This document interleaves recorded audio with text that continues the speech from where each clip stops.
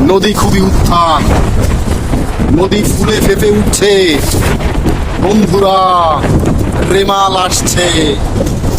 বন্ধুরা, রেমাল আসছে। আপনারা যে যেখানেই থাকেন না কেন একটু সাবধানে অবস্থান করবেন। বন্ধুরা, বন্ধুরা, প্রিয় বন্ধুরা, আসসালামু আলাইকুম ওয়া রাহমাতুল্লাহি ওয়া বারাকাতুহু। রেমাল আসছে, রেমাল, রেমাল ঘূর্ণিঝড় আসছে।